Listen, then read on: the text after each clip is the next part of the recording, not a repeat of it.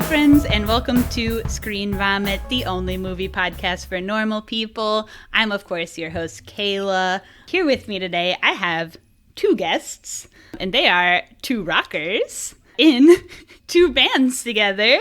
Wow, okay, episode of twos. These boys are in Jacob Horn Trio. They're in the band Devon Kay and the Solutions.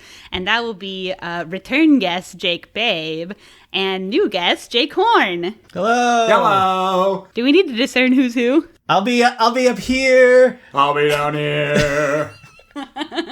And the normals will have to figure out who is I in each of those scenarios. I'm the real Jake. Let's keep a little mystery about it. Oh, yeah. Not only do we have two rockers in two bands, two guests, but they are also two Jakes. So, Two Jakes, apparently the name of a movie? Somebody just told me this. I haven't confirmed. We have to watch it together. I like to imagine It's that the someone... sequel to Chinatown or something? Oh, what? I don't know. This is just what I've heard. Forget blowing it. my That's two mind. Jakes. And that's how it ends. Yeah. Okay, so writing the script. Two screenwriters now. Okay, so yeah, welcome to the show, guys. If I can call you guys. Of course. You can. That's You fine. can. Yeah. Okay. Warren, I don't know anything about your movie viewing habits. Do you watch a lot of movies, or what's your deal there? In my mind, I thought that I did, but then I'm friends with people who... Well, no, because I would see... Like, yeah, I'm I'll going to see, say like, in my mind I watch movies. yeah, like Hell two yeah. Jakes. They're called Dreams. Ever heard of it? No, there was like, I feel like the turning point for me is realizing, like, when my friends got Movie Pass, and I was like, that's not a cost efficient thing, and they were just like, yeah, I watch 3 movies a week, and I was like, no, that's too much for me. For me, it's like 2, maybe 3 movies a month. I'm heavier on the TV watching side. Oh, yeah. If we're talking watching and not book reading. Oh, okay. We got a smart guy over Yes! I'm a Jake. Jakes are smart guys. here. Okay, brag.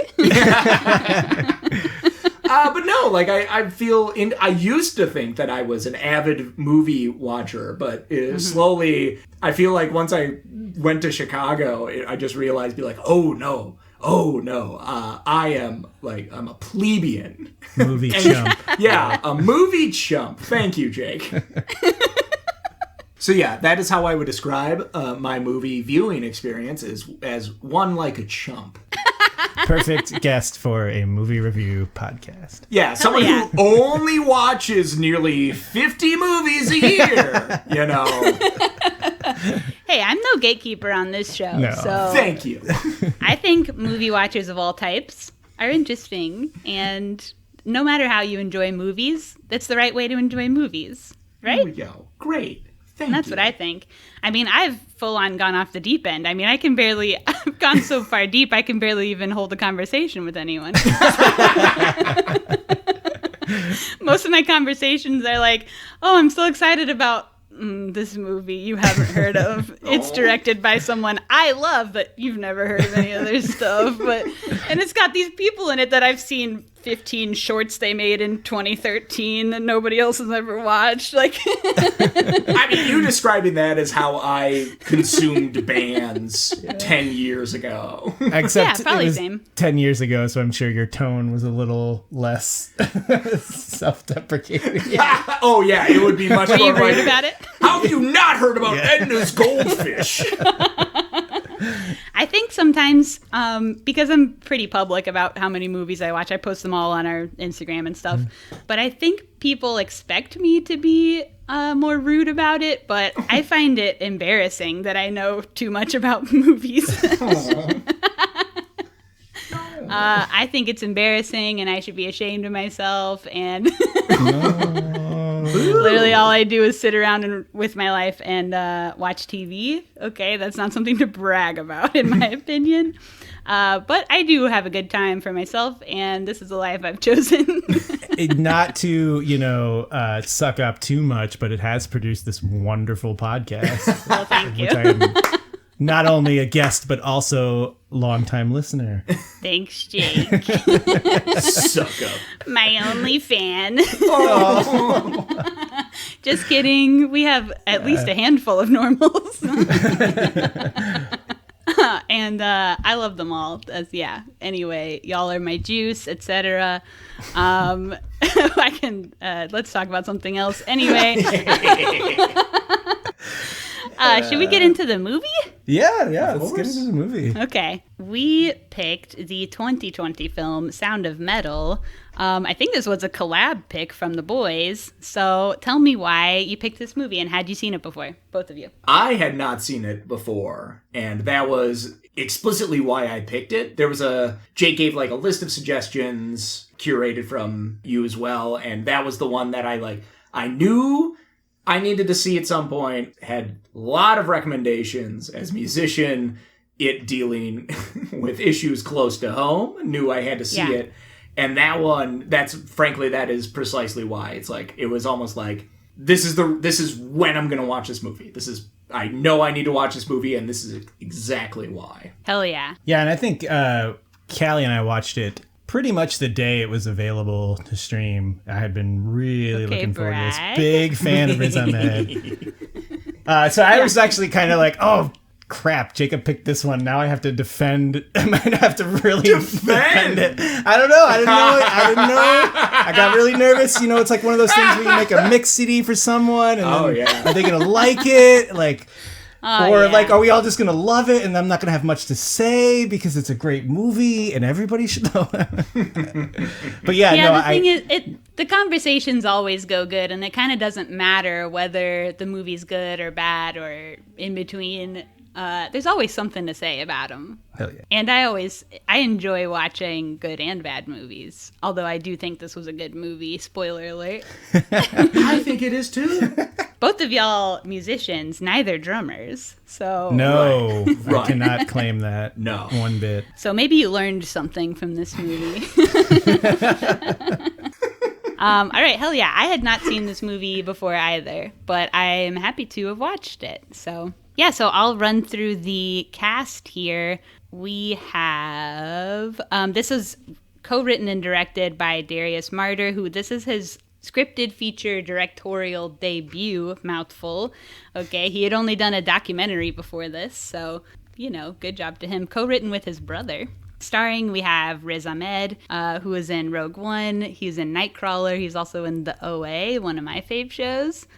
He's also a rocker or a DJ or something. He goes by Riz MC. Everyone involved with music is a rocker. No, that's my opinion, yeah.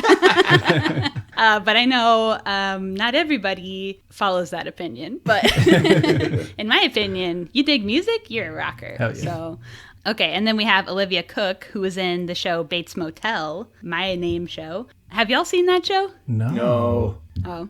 Not a big horror guy. Oh, I love horror, but I think that was just on like a streaming service that I didn't have. Yeah. Pretty sure I watched it on Netflix. Oh. Well.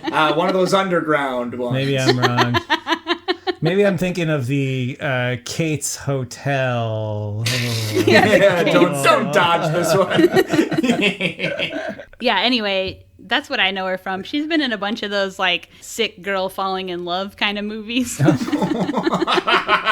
then. That is a genre. That is. And actually on Bates Motel, she also was, like, a sick girl. She had to, like, have an oxygen tank with her all the time or whatever. So, I don't know. She's addicted to playing, handicapped people. And also, her character in this movie was originally cast as Dakota Johnson, who had to back out due to scheduling. But I think that could have been interesting. Yeah. Wait, who is Dakota Johnson again? Jake, tell him who... Dakota Johnson is 50 Shades of Grey, right? Yeah. Whoa. Yeah. Okay. Do you know the girl? Yeah. She's in a bunch of stuff. I just can't think of anything. That's her most... That was a visceral role, yeah. Yeah, that was a he visceral remembers. Okay, also we have Paul Raci, who's in like one episode of every show in the last 20 years. Yeah. He's in like Scrubs, Parks and Rec, Baskets, Baywatch, all the hitters. He's also a rocker in a band called Hands of Doom that performs in ASL, so that's kind of cool. Yeah. And lastly, Mathieu Amalric, who plays Lou's dad in this movie, was in Grand Budapest Hotel and Quantum of Solace. So we got a couple guys in this movie. And as far as critic scores go, we got 97 on Rotten Tomatoes, 92 from the Google users. And so this is a certified fresh banger. Yeah. So I can't believe you were thinking we were going to hate it. So, kind of stupid. Just the anxiety talking. Having anxiety, stupid. Stupid ass. We were talking about this before recording, but my new thing is calling everything stupid or stupid ass. And so that's kind of the headspace that we're in for this recording. So this is going to be a good show. Okay, so we can watch the trailer, and then we'll get into it. Okay, the chillest trailer ever. Yeah, that's a hard one to make a trailer for. That's a weird fucking trailer. That's a weird trailer for this movie. Yeah, it was too chill for like how big and emotional the movie is. I don't know. It kind of made it. Pacing of it felt like a horror movie. Yeah. In that, where it's like, how'd you get the money? How'd you get that money? Yeah, or like a gangster movie or something with no guns. Yeah. Okay, you're right. Horror movie. I accidentally pick a one of those remix trailers that makes it to a different genre. Scary Mary Poppins. Yeah. I picked the scary sound of metal, or the sound of scary metal. Could be a good title for an actual movie. I also noticed on the trailer, the captions on the trailer that you can't turn off. And that's kind of how they wanted the movie to be shown, too, was with captions. And they showed it when they did film fests. They had captions on everything. So cool that the trailer made it out that way. On Amazon, though, you can turn it off. Yeah. Amazon stupid ass. I know. My heart breaks a little bit every time I see a movie I want to see, and it's Amazon Prime. I know. I kind of, we're not supposed to talk about Amazon because they're bad and we're good, etc. But sometimes stuff is on Amazon, and then, what do you do? You steal your friend's account. True. Or people do torrents, I guess, but I'm trying not to ruin my computer.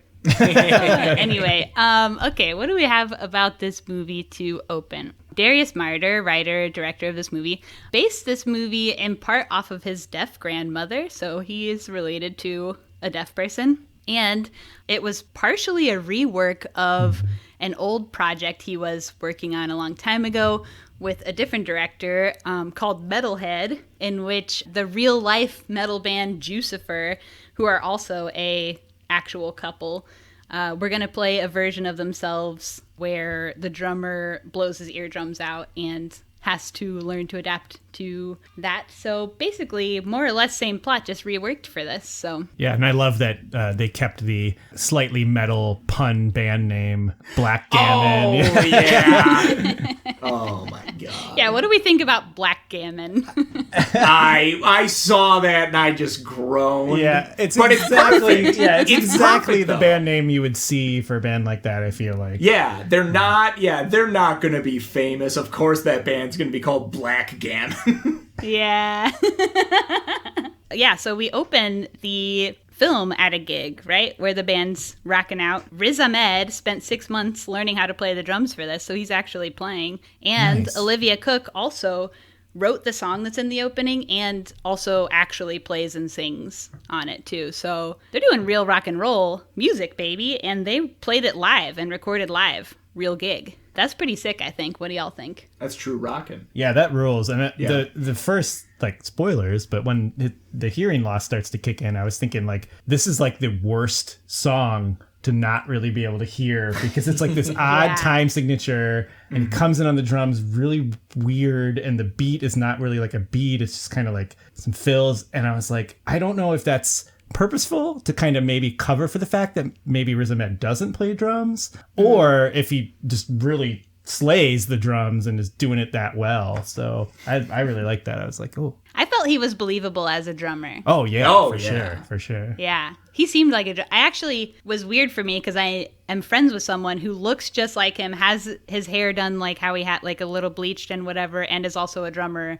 of a band. So I was like, this is just my friend who drums. That's weird. That's why I couldn't believe you when you said 6 months. Like, I thought that he had came to this as just like, oh yeah, I've been drumming for years, and then I did acting, and then I did this. Yeah. Well, I think it was like he had a pretty intense like kind of training for this movie in general. I think it was like a couple hours a day every day for like that 6 months. That it was a couple hours of learning ASL because he did learn ASL for this movie, and a couple hours a day doing drums. And a couple hours a day doing heroin to prepare to be a recovering addict. I'm kidding about the heroin part. Okay, I'm glad you clarified. But he did do the other stuff, though, for real. So that's dedication, baby. Yeah. Mm-hmm. And that rocks. It's cool, too, because those are two things that, like, can really sell the performance, but doesn't get into that territory of, like, the super problematic method acting that I think the industry is moving away from, fortunately, you know? Yeah. So that's really cool. Yeah. I'm a big Riz Ahmed fan, so this movie was just candy for me. That seems like a dream where it's like you're training. It's not like you're pretend. Like, that's the problem with method acting, I feel, is that it's like you're still just pretending to be something you're not, and you're trying to excuse your shit behavior by saying you're being this character, as opposed to something like this where it's just like, my character needs to know how to become an incredible drummer. I'm going to be devoting time to learn this skill to do said thing outside of, you know, preparing for the actual role. It's like it's its own individual skill that you have to follow through on. Mm-hmm. As opposed to being like, oh, I'm just going to pretend to be a shitty person who's a drummer. Sort of a thing. I mean, we don't have evidence that he wasn't also pretending to be a shithead. I want to believe. You can be a shithead that knows ASL and does drums. As we saw in the movie. Yeah. So getting us from here to there, just a little more setup. Like in the old original script they were working with, these people are a couple. It's a guy and a girl. They appear to be a straight couple.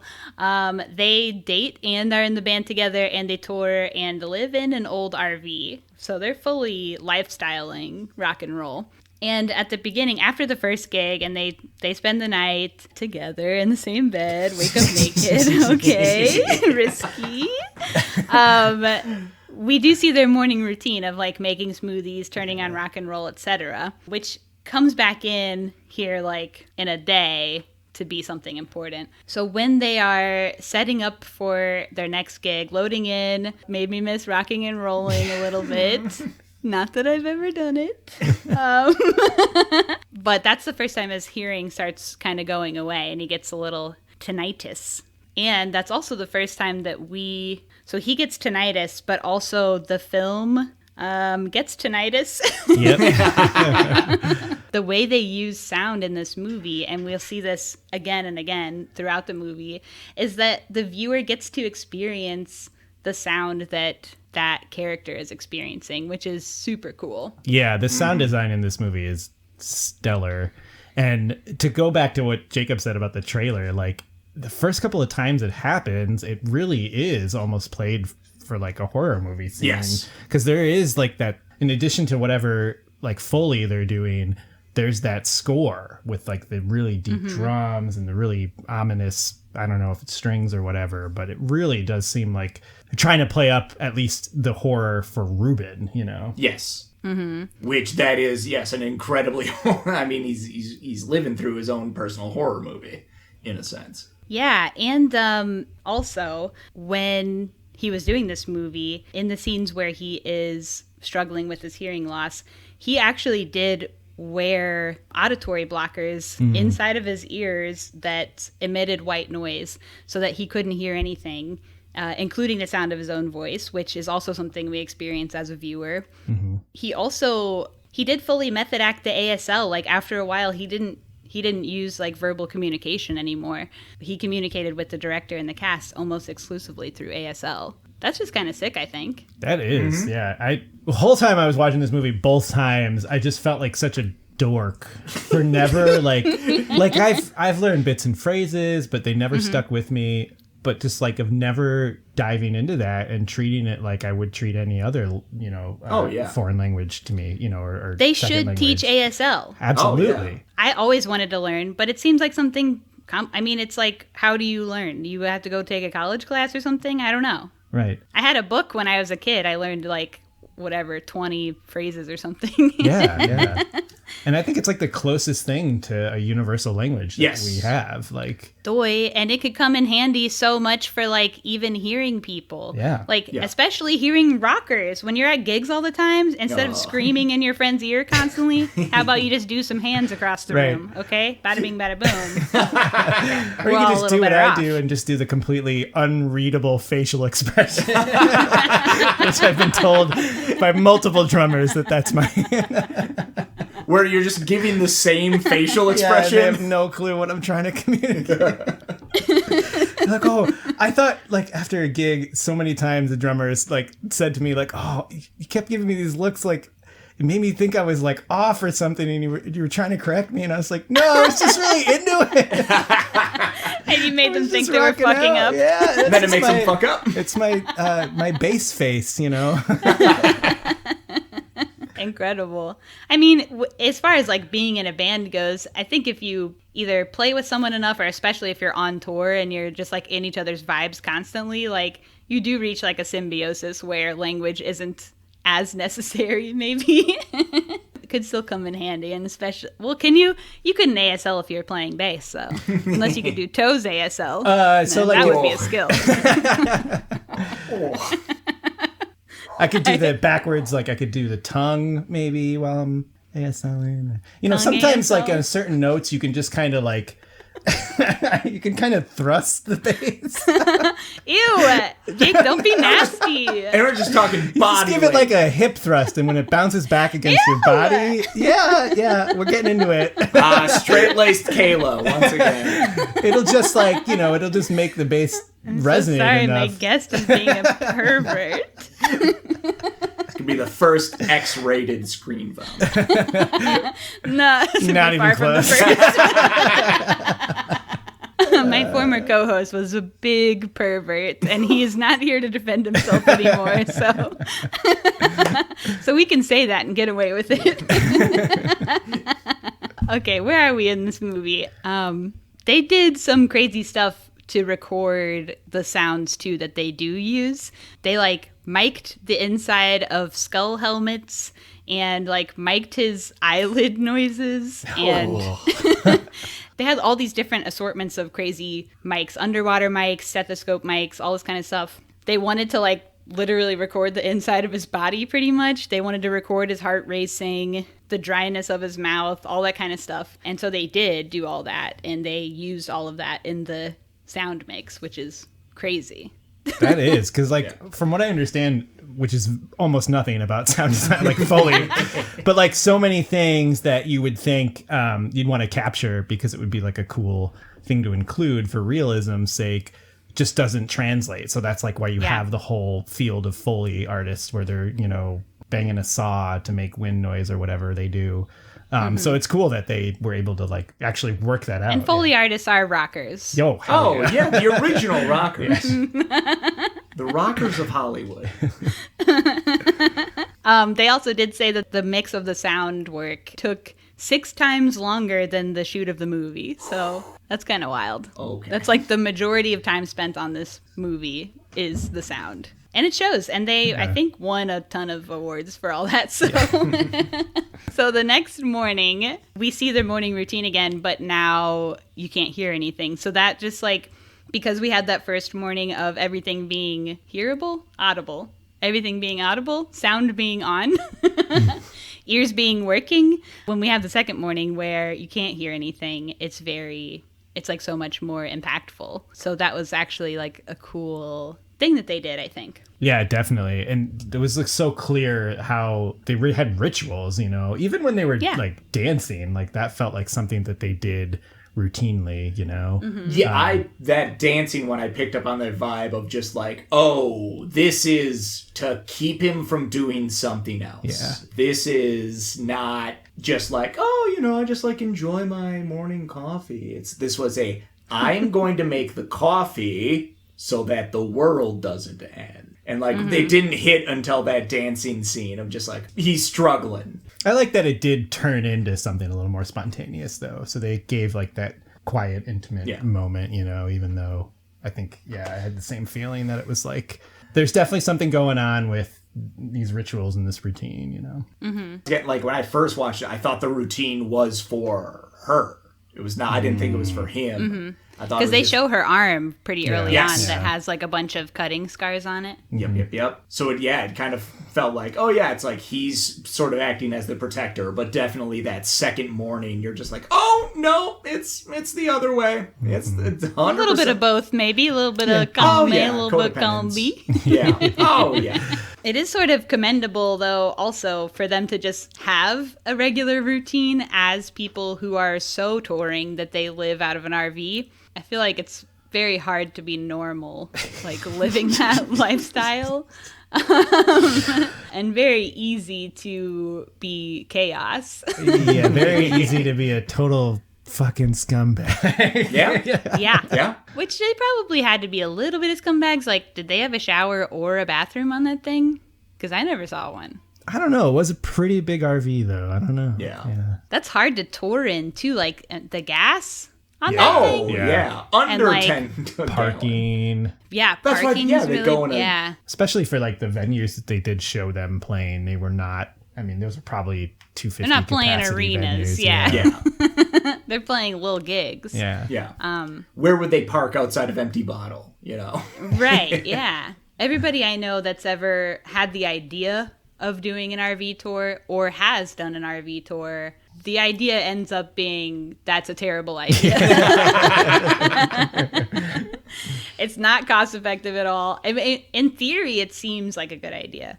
But the things go slow. They take up all kinds of gas. They break down all the time. They're like not really meant to be driven around all the time. Right. They're like meant to be driven, 2 times a year when you go on vacation or whatever. And then the parking and the security of it all. Oh my gosh. How many venues do you know that are like so famous for like being in neighborhoods where everything gets stolen and broken into all the time? And imagine like your entire house is just sitting outside. Holy shit. Do not go to St. Louis in that thing. Or Wicker Park. Yeah. St. Louis, the only place we got broken into on tour, on a weekend tour. Oh my God. I got my car broken into when I drove to St. Louis for a weekend festival, and I wasn't even playing or anything. just visiting. I just was there for the gigs, and somebody broke into my car and took my bags out of it. And I was going to stay in my car that weekend, sleep in my car, because I'm a real rocker, okay, dedicated. Oh, yeah. And then I had to find other provisions. Stayed with a friend who had a pig, but What was the pig's name? I can't remember what the pig's name was now, but he was a big old boy. Oh. But a whole bunch of people got broken into at that fest, and they had security. Jesus. The security guy said, I heard your car alarm going off, and I figured you just like set it off on accident. And so he didn't even check. That's the whole point of the thing. Get stupid ass. Anyway. Horn, you been robbed on the road? No. Never? Never. Have you been on the road much? I don't know what your touring's been like. Not, once again, similar to my movie watching experience, where it's like in my head. 3 times a month? Yeah. 3 times a month. He's getting there. I'm getting there. We're getting there. Yeah. You've been doing a little bit with Devon Kay, right? Yeah. Right. And I used to in high school and college, but there was definitely a drought of touring. Yeah. And wait, how old are you now? 32. Yeah, so it's been a minute since high school and college. Yeah, but then but that was a thing of like in college, definitely I was doing, like we would do Midwestern tours, but then we did like an East Coast tour. That was like 2 weeks. nothing ever big. Nothing like bigger than a 2-week tour. 2 weeks is sizable, though. Yeah. It's longer than it sounds when you say 2 weeks. Yes. Versus when you go for 2 weeks. Yeah. But yeah, that was like a weird thing where it's like I did that, and then after I moved to Chicago, I didn't tour again for, my God, like maybe 6-7 years or so. I think Chicago has that ability to kill touring for a lot of people. Because, like, I mean, you have so many opportunities to do gigs in Chicago, and a lot of the bands that I know, like, their best gigs are in Chicago, like, can make a lot of money on a gig in Chicago. So, like, why then would you leave and go play places where you're not going to make money and not have people? Yeah, but then I get to play, like, a weird movie theater in, like, Eau Claire, Wisconsin. Yeah. like the bizarre venues. Or then you get the thing of, like, there's a town where there's just nothing else going on, and then it's not Chicago where there's 12 shows any given night, and you don't have to compete. That's true. That's true. Played Ashland, Wisconsin, which, if you are familiar with the state of Wisconsin, it is the most northern point of Wisconsin, way up by Lake Superior. And we played a show up there, and it was to a packed fucking venue because there's nothing going on, so you go to the show. That's and it was one of the best shows we've ever had. I did have a couple of those, too, on the road, like weird-ass places, like, what was it, like College Park, Maryland or something, that we had like 100 people show up to this house show for me. Nice. Like dumbass with a ukulele, like not, you know, and some stupid ass with a ukulele, and they chanted my name. Yeah, and I told them I was gonna play a new song, and like 20 people got out their cell phones to record me, and then I got so nervous I totally fucked up the song. I've never been paid so much attention to. You know? Usually I'm playing, there's like people talking, like no one's looking me in the eyes, like someone's changing a baby's diaper. You know, like there's other stuff going on. I had never had such a captive audience. It made me so scared. But they were all very nice. But yeah, I mean, touring does rock. Like, don't get me wrong. Or it can rock. It can also not rock, but... Just don't do it in a 40-foot RV. Right. Yeah, that's the bottom line that we brought up 20 minutes ago. Hell yeah. Okay, we can go back to the movie. Big tangent. Love to see it. There's no segue there. So this man, he's losing his hearing. One thing I thought was, I think, different than how I would have handled that. I feel like if I couldn't hear myself, I'd be screaming. And this man is talking so normal. Yeah, that, you know, I don't want to get like too far in the movie, but there was something that occurred to me on the second watch was like, I couldn't tell if this was the first time he was struggling with his hearing or not, because he does the hold your nose and blow, which is, I have hearing loss, and that's like a thing. Like that's, my doctor showed me how to do that. Well, you do that if you pop your ears too. Yeah. On the second rewatch, I realized like a symptom of opioid addiction can be hearing loss. So I wonder if that's maybe something he struggled with before he got clean, and then now it's maybe coming back, you know. Interesting. Yeah, that could be true. So yeah, maybe he's done this before. But he did seem so scared, though. True. I have no follow-up. Well, because it is weird of like the first instance of tinnitus, in my mind, he was a bit more blasé, going more with Jake's point of like, maybe this has happened before, of like, oh, this is just the ringing, it'll go away in a few seconds, and then I'm fine, sort of a thing. Yeah. Maybe in denial. Yes. Oh, 100%. We've probably all gotten a little bit of tinnitus at a gig or two. Oh, no? yes. Yeah. That I've had that exact moment that he had, where it's just like that. You pause, you're like, is this it? And then it goes away, and then you're like, okay, I'm going to live forever. No worries here. Yep. Everything's A-okay. I'm an Adonis. That was some weird blip. It's like a muscle spasm in your eardrum. Yeah. A Charlie horse, a Charlie drum. So this man is very scared. He goes to the pharmacy, who sends him to the doctor, and he does a hearing test where they figure out that he has about 20% hearing in each ear and has to quit rocking. The hearing that he has lost is not coming back. And now it's his duty to stop rocking and be good to his ears and preserve whatever he has left. But as we've learned, you can't tell a rocker to stop rocking. That's true. Yeah, that was what would you do? of the movie. Yeah. I do love what they did with the test, though, where you could tell he was like trying to get it right, even when it didn't, even when he like clearly had no clue.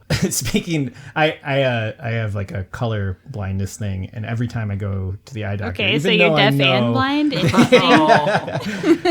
Technically it's a color deficiency, but so like when I do those dot tests at the eye doctor where they have the numbers and everything, I always try to get it. Like even if I know I can't really see it, I'll like squint and kind of hunt around because you want to think like you can overcome this. That like, is I can, That is fascinating to me because as someone who is privileged enough to not have that, of like I just like look at that and be like, I don't understand. I can't even fathom what it would look like. It would just look like a pile of red rocks. Yeah, exactly. They could be tricking you. There could be no numbers. That's true. There. I know. I'm kind of treat it like a magic eye puzzle for me. It'll reveal itself to me if you I go just close focus. and then you zoom out. Yeah. Or they just be like, there was no number there. We're just pulling your leg. You don't have color deficiency. This is a joke. Yeah, I think that's a great prank. Or if they did all cards, no numbers on them. I also love that they cut straight from the test to him playing at the next show. Oh. Yeah. Like, okay, here we go. Yeah, I had such a visceral reaction to that. And just clenching was like, oh, he's buddy. fully committed to the gig. And many people do who are rockers commit their entire bodies to the gigs. That's just the price you pay. He's willing to let the rest of his hearing go just so he can do rock and roll with his gal. And he's like, yeah, I've gone this far and I lost 80%. It'll take me a while to get rid of that last 20%. Yeah. Not a single night, Yeah. And when he was at the doc, too, the doctor gave him a little idea that he would be able to get an implant, what do you say, cochlear? Cochlear. Now who's the pervert?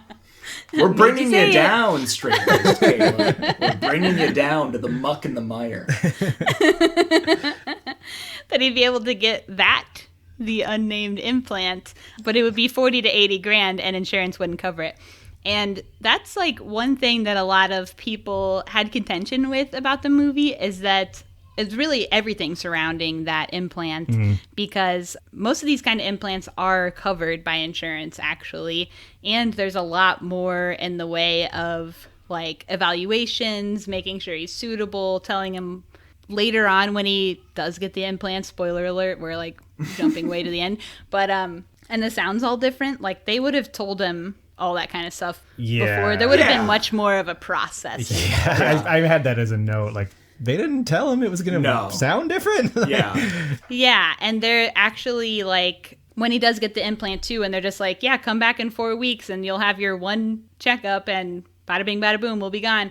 But actually, like, there's a whole bunch of appointments involved with those kind of things, and they like spend a long time tuning it and doing all the mechanical beep boops and such. So the whole representation of that implant throughout this movie was sort of misrepresented, which is kind of sad because of how well every other aspect of deafness was represented, and like how much research and like care was put into the rest of the deaf representation, that they would then like fall short on that. I think, part of it seemed like they needed... It was a plot device. Exactly, a MacGuffin just to drive the conflict between him and Joe a little bit more about, his involvement in the community. I'm going to sound like a conservative uncle who's in his 60s. Like, the movie had an agenda. The movie explicitly has an agenda of, like, don't do this cochlear implant. You can live a good life without this cochlear implant. Well, I don't know if I would go that far. I think part of it was his specific circumstances of being someone extremely prone to addiction and there's like a literal scene where he's trying to fix the roof. Ruben's he's trying to find the solution to his problem. Yeah. So I think yes, and definitely, in some ways it is doing that. But I think it is also just like a character study of like this person who is so focused on that would be, something he would seek out. Right. But I'm just saying, like, I think they could have done that while also showing the addiction mentality of like, because we pointed out, like, the doctors explicitly have never said, yeah, the cochlear implant is like a bit bogus. Like, it's going to be like a white noise generator as well. Like, no one says that, but we all kind of like see it coming. Yeah. I think if like characters in the movie said that, where they're just like, it's not going to be the same, he as a character still would have gone through with it because he's so desperate. But the director and the writer made an explicit choice to hide that and to make it seem like it is a little bit more hopeful than it is. Like it is an instant fix. Right. Because I think it would be true to the character if the doctors kept telling him, being like, it's not going to be the same. You're not going to be able to hear 100%. He would be so driven. He's like, I don't care. Drill in my head, baby. Right. But that's what I'm saying. I think that's part of why it wasn't necessary. Okay. I disagree. Not to be a centrist, but I'm seeing both sides. Yeah, he does try and play another show. He is like pretty much completely deaf at that point and has a panic attack at the gig. And it must be like really scary for him. Oh, I was trying to think of what it would be like to try and tour and do gigs as a non-hearing person and just like not being able to like know what's going on around you, or like you end up in so many scary places like to not be able to hear somebody coming up on you or anything. I think that would just be so scary. Yeah, in my head when he started driving in like the next day, I was like, what the? I was thinking about that too. Yeah, that was a big red flare in my head of like, this guy is not thinking clearly. No, he's not thinking so clearly that he has one cig and then his girlfriend has to call his sponsor. Yeah. Mm-hmm. For doing cigs. No ciggies. Oh, he was so petulant too on the phone with the sponsor. Oh. Mm-hmm. Well, once again, I think that was a great representation of like showing how much he clung to that routine of like the morning of like making things, that it's like it is to stop him from reverting back to who he was, which then most of the movie we spend seeing what he was previously when he was addicted. Yeah. As soon as his routine is disrupted just a little bit, it throws everything into chaos for him. Yeah. I love that we say just a little bit. Yeah, losing his hearing. But the most minor little handicap. Inconvenience. Yeah. But no, like his routine was upset and he reverted back immediately to his older ways. Yeah, well, I think, is that the same day that he, like, destroys their whole trailer or whatever? Oh, I think that's later. That is after, I know that's after the call, the petulant call. Yeah, it might be the next day, but... Yeah, even though I do think that the, like, rockers being drug addicts is a little tropey, maybe, but despite that, I do like that they made his character be like more multidimensional. There's like so many movies you see that are about someone with a disability, the main character having a disability. That disability is the only problem they're allowed to have. You know, it's like the whole focus of the movie. And this guy is more multidimensional and he has other interests. He has other things in his past, things he wants to do in his future. Like, they really, like, fleshed him out as a full, real guy and didn't make this, like, just disability porn or whatever. Totally. Yeah. And, like, I mean, this is jumping ahead, unfortunately, so only dip my toes in and then back. But you hit the nail on the head that, like, in a way, the movie is not about dealing with a loss of hearing. This is a Greek tragedy of, like, you're dealing with your own, like, addictions and all these other problems. Losing the sense of hearing, frankly, is like this weird thing where it's almost like this, in a sense, a MacGuffin, kind of like similar to the getting the hearing back, where it is the surface level problem that when you pull back the curtains, it exposes that there are, as you've said, like it's addiction. In my mind, it's all a lot of anger management of like, he is not able to control his emotions. You can, as you said, like making it multidimensional, there are so many more personal issues that he's dealing with that the loss of hearing is only what served as a catalyst to expose and deal with those more central problems. Totally. Yeah. The routine was just papering over those problems. Yeah. That's like just a way of storytelling around handicaps that we just don't really get to see often. Yeah. And I did like that about this movie a lot. And he's not just like some nice person with the handicap that we just pity and feel bad for. He's like, because he's also like a shithead in a lot of ways. Super like, shithead. People with handicaps can also be shitheads, and that's okay too. Shithead representation. Fartknocker representation. Oh my god. Title of it. Hell yeah. We need more Fartknockers in film.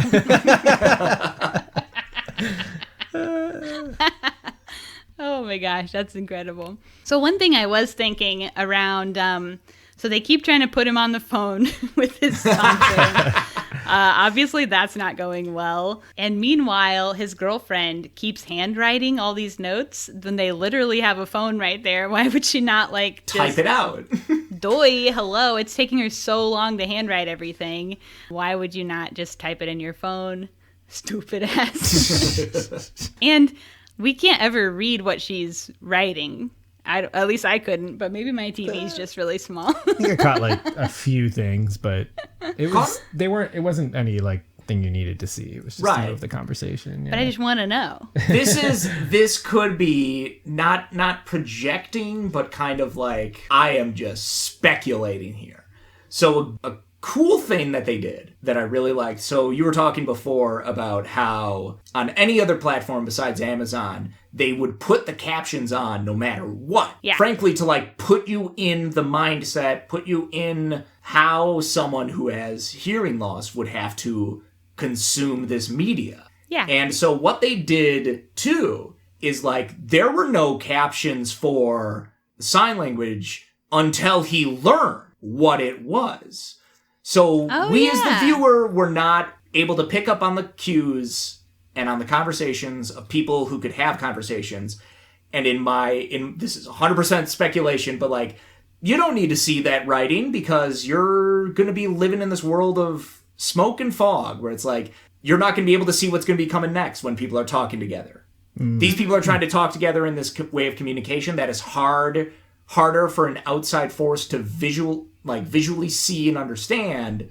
We're then going to translate then to a new community of people who are speaking a language that you will not be able to understand. And once again, we will not be holding your hand to let you know what they're talking about.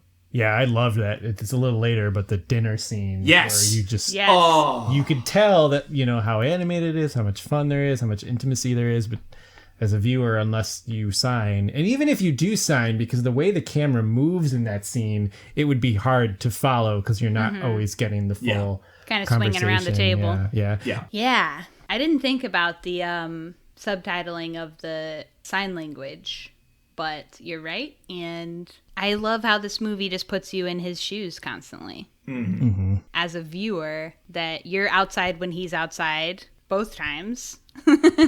And you're hearing what he's hearing. You're really just like, it's almost like a full sensory experience. Now that you say it, I can't think of a single scene, single shot even. I mean, obviously there's shots that take place where he's not in the frame, but like every scene is with him. He's involved. Yes. Yeah. I'm trying to think if there's anything where it's like, oh, maybe. No, I think that's true. I think we stay with him. Yeah. That's something I've seen other films do too. Yes. Make an effort to stay with one character. Yeah. Yeah, I think that's cool. And just extra lens to that, you're in his world. Whatever he's experiencing is what you're experiencing. And the world doesn't exist outside of him because you are him. Mm-hmm. So speaking of the ranch for deaf addicts, He goes to a ranch for deaf addicts, which is where we meet Paul Raci's character. Paul Raci isn't actually a deaf person. Both his parents were deaf,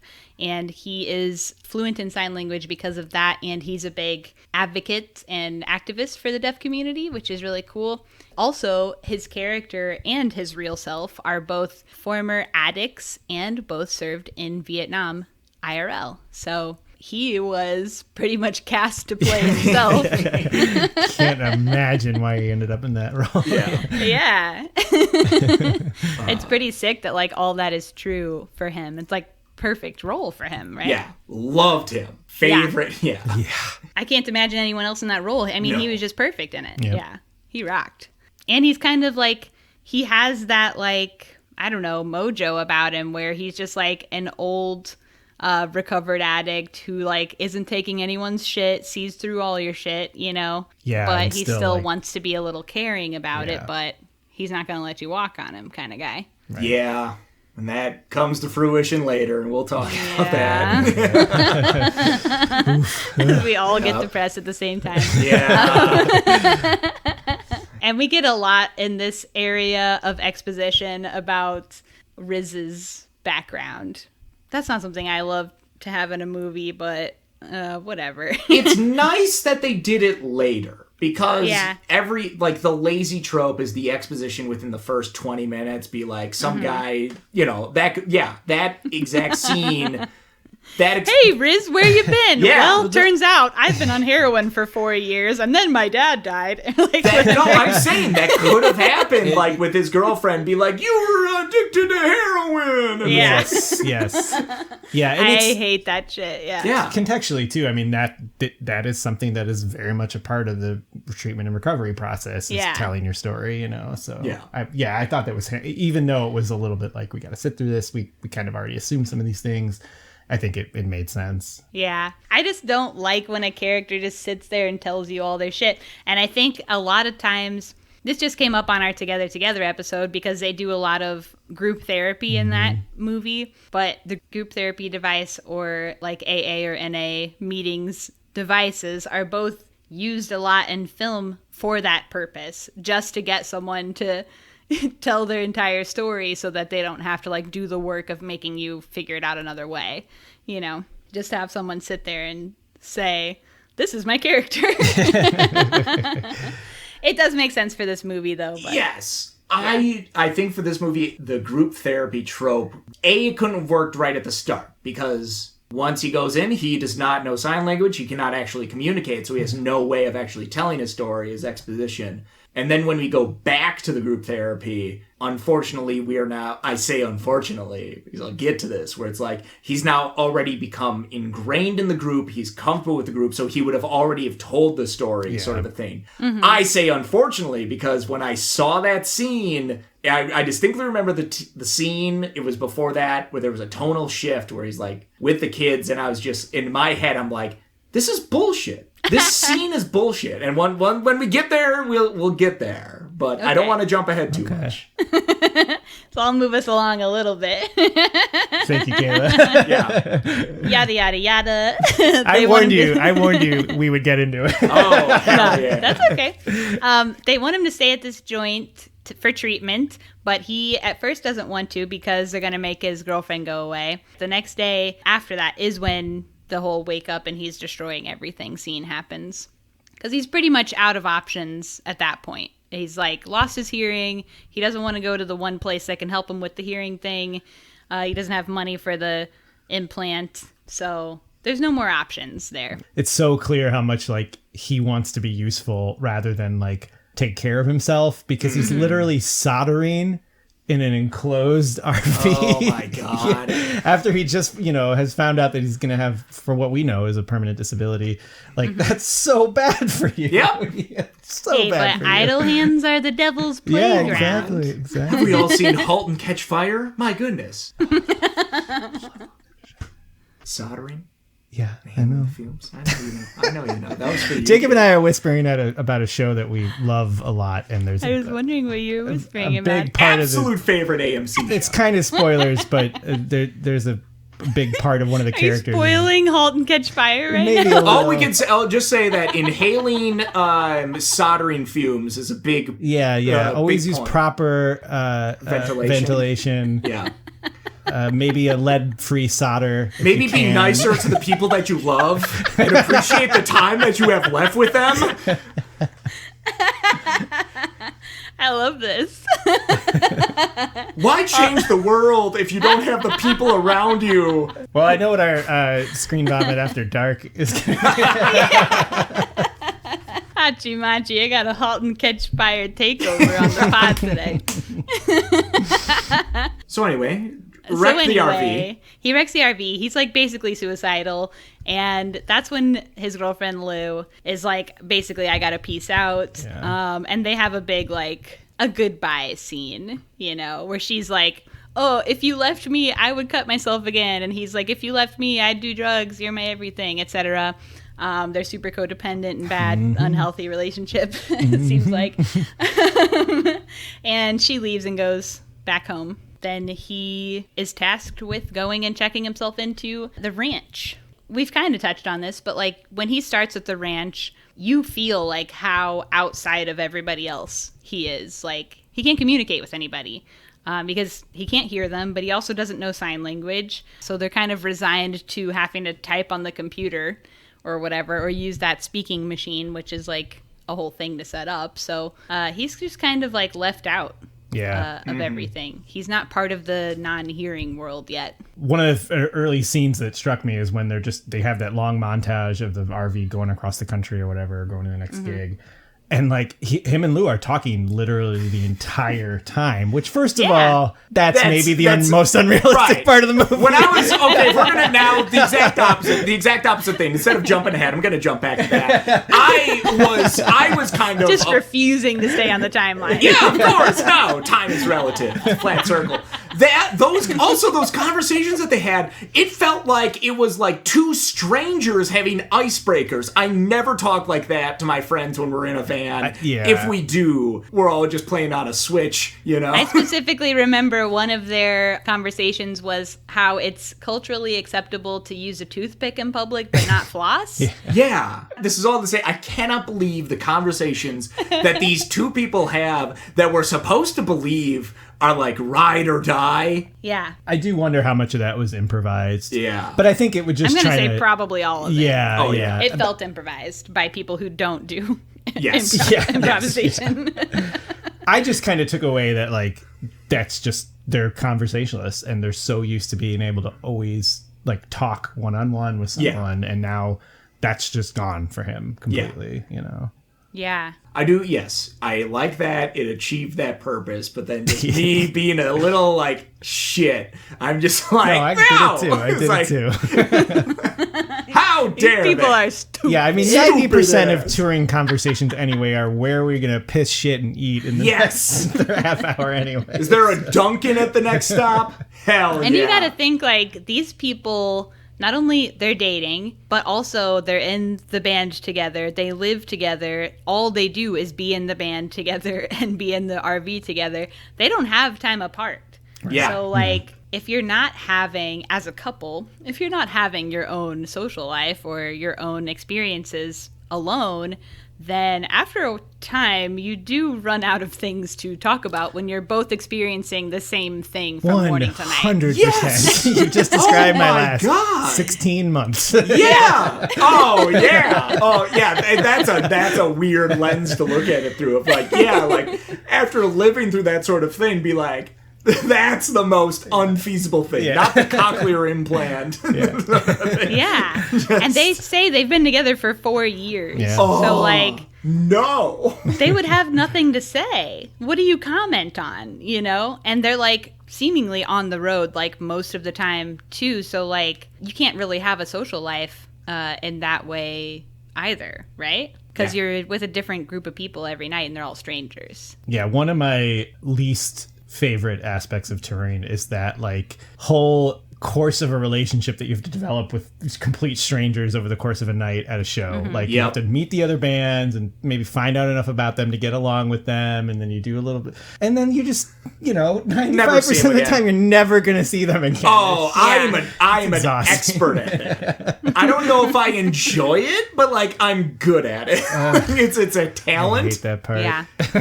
Like I said, I'm not saying that I enjoy it. It's like I'm probably also a pro at it, honestly.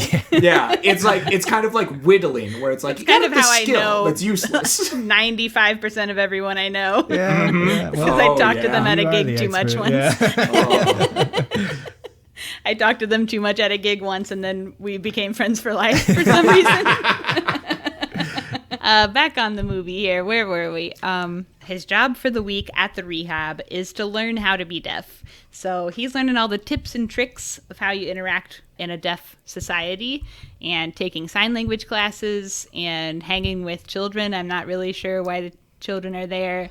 Well, no, that was an easy... I thought that was a smart, easy transition, because frankly, with regards to his development as a man who has hearing loss, be like, he is a child. You think he's a baby? Yeah. In the sense that he doesn't know how to do sign language.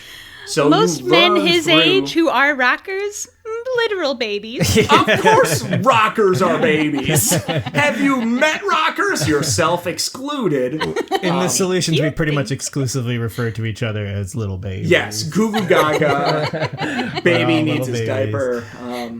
But can we please talk about the t-shirt that he's wearing the first time he walks into the classroom? God. What is it? It just says Jism. Yeah. Yeah. But it's the name of a band, though. Yeah, but it's So also... that's excusable. I'll tell you, I didn't know what that was at that Then age. you can do it. All right. I don't know if I've told this story on the pod before, but when I was in maybe 6th grade, me and my friend thought, you know how you just go around saying like, geez, mom, or whatever. Okay, this was like the year 2000. Yeah, we thought it'd be fun to say jizz instead of geez. We didn't know what jizz was. And my mom kept saying, Kayla, that's nasty. Do not say that. And I'd be like, jizz, mom, chill out. Whatever. Chill out. I'd be like, why is Love that nasty? the 90s. Yeah, okay. Stay nasty, mom. Oh. I didn't know what it was. My mom wouldn't tell me, except just to keep course telling not. me it was nasty and I shouldn't say it. So The best anyway. way to get a young person to stop saying something. Oh, Yeah, so there was like a solid time period where I walked around saying jizz all the time, I having no love that. idea like what that meant. Oh. Like the heads that must have turned. So, him wearing a jizz shirt to a class full of kids, they don't know what the fuck that is. Yeah. I don't know. I mean, No, they could know. There was the one. reactions. Yeah, there was One the kid one knew. kid. Yeah, One kid the one knew. kid that he drummed Yeah. the slide. Yeah. The class pervert. Yeah. Oh, duh. Have you met boys? Look, I can tell you at that age, I definitely knew what jism. Yeah. 100%. What age do you think versed. these kids are? I was getting like maybe early middle school. Yeah, those. like Yeah. 5th, 6th grade, maybe. Prime I don't know what kids look pervo like time anymore. for kids. Yeah, I know. God. Yeah. Back in my day, 5th graders were look like full-grown adults. These days, they look like little babies. They're not drinking enough milk. You know what I'm saying? All right, the Wisconsin Chamber is of Commerce. Was that the sponsor for this episode? Yeah. Is the milk Milk. Yeah, I don't Milk. even drink Yeah. milk now. So. No one makes milk milk. board. Milk board? Honestly, TMB. people who drink cow's milk in 2021 are perverts. Like, that's nasty. Excuse me? Gallon a week? Shut up. Are you for real? Cow's Yep. milk? Yep. Reduced Okay. fat, 2%. We've got a pervert on the pod. Sorry. Pervert Yeah, alert. told you. X-rated. X-rated. He did tell you where he was from. Yeah. Should have had to disclose that. Yeah. Sorry, everybody. Town of Harrison. When you move into a new house, you should have to knock on your neighbor's doors and I tell drink them a you drink gallon of cow's milk milk. a week. A week? Disgusting. Oh, I mean, if you buy a gallon of milk, you have to drink it in a week. No, it'll be like That's 10 true. days. Oh, sorry. If you get almond milk, it's good for like a month and a half. Okay, almond milk is the worst here we milk go, here for we the go. environment. Do you know how much water is needed to just grow almonds? A significant amount. Would you believe that California is experiencing Got him droughts? on the Kayla? monoculture. How dare you?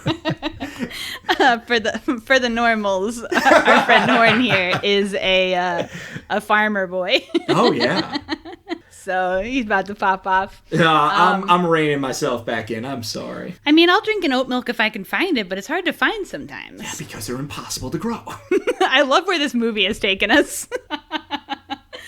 Okay, so we're done with milk chat, and now we're back to the movie where what's happening? Meets the teacher that if this was a Hallmark movie, he would fall in love with. Yeah, that is true. Yeah. Yeah, I'm glad they didn't. Oh, 100%. There, yeah. There was no love. No. He's dedicated to Lou, and so dedicated, in fact, that he breaks into the office routinely and sneaks on the computer to send emails. Such a 1998 move. Come Yeah. So love is dead. The teacher's not going to, Teacher not dead. Teacher not dead. But now there's a montage of him in the deaf community. Yeah. And it is with this montage that I start this I will say now, and we will approach later on. So once we get to the kids and him being happy, then I'll get to my anger. I have one point to make before that. Yes, awesome. So before we get to him being happy with the kids, we're still on him being out of place. Mm-hmm. He's just kind of poking around, fucking around kind of thing. Putzing. Goes out to Putzin. That's a good one. He's putzing around. Putzing on a playground with one boy. And they get this boy at the top of the metal slide, and he's at the bottom. They do a little "We Will Rock You" on the slide. They're not actually playing "We Will Rock You," but I think you know what I mean when I say that. That's when we get the titular sound of metal. Yep. One of the few noises they can hear.